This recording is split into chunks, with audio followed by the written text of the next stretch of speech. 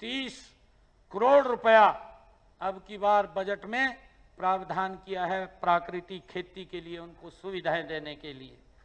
मैं आज प्राकृतिक खेती की क्योंकि किसान कई बार यह बात बोलते हैं वे हमें प्राकृतिक अनाज तो पैदा कर देते हैं परंतु उसका लाभ हमें पूरा दाम नहीं मिलता।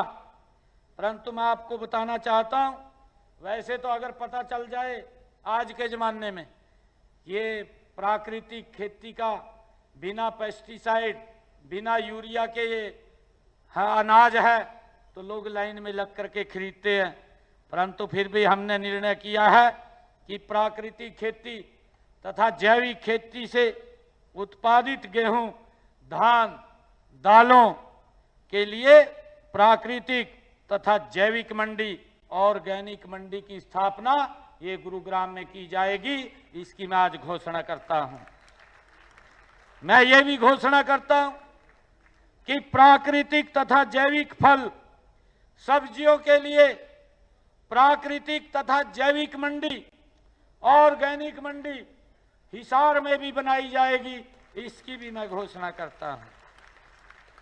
और इन दोनों प्राकृतिक और जैविक मंडियों, ऑर्गेनिक मंडियों में उत्पादन की जांच हेतु प्रयोगशालाएं भी स्थापित की जाएंगी, जिससे हमारे ये प्रयोगशालाएं गरौंडा, सिरसा में फल सब्जियों में कीटनाशकों की, किसानों की फसल की निःशुल्क जांच करेंगे। बागवानी विभाग की ये प्रयोगशालाएं में की जाएगी।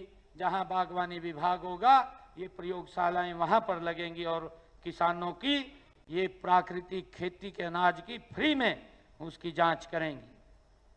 हरियाणा किसान कल्याण प्राधिकरण के तहत प्राकृतिक तथा जैविक खेती के उत्पादकों का सटीक तथा उत्तम मूल्य निर्धारित करने के लिए हरियाणा में एक समिति का चयन किया जाएगा, ताकि प्राकृतिक खेती के भाव क्या हों, किसान को क्या रेट मिले, उसके लिए एक समिति बनाई जाएगी।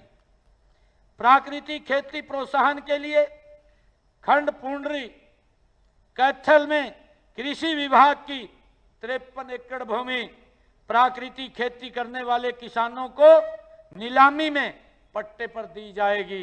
ये भी हमने निर्णय किया है। पंचायत स्तर पर प्रत्येक पंचायत में उपलब्ध कुल पंचायती भूमि में से 10% भूमि या कम से कम 1 एकड़ भूमि पर प्राकृतिक खेती के लिए आरक्षित की जाएगी।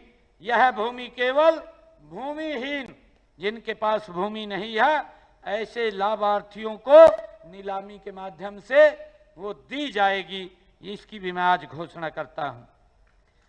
सरकारी या पंचायती जमीन पर जो भी किसान प्राकृतिक खेती करेगा उन किसानों को भी प्राकृतिक खेती योजना के तहत वित्तीय प्रोत्साहन के रूप में कच्चे माल के भंडार पर संस्करण के लिए 4 ड्रम की खरीद पर 3000 रुपये प्रति किसान दिया जाएगा। एक देसी गाय की खरीद पर 30,000 की सब्सिडी दी जाएगी।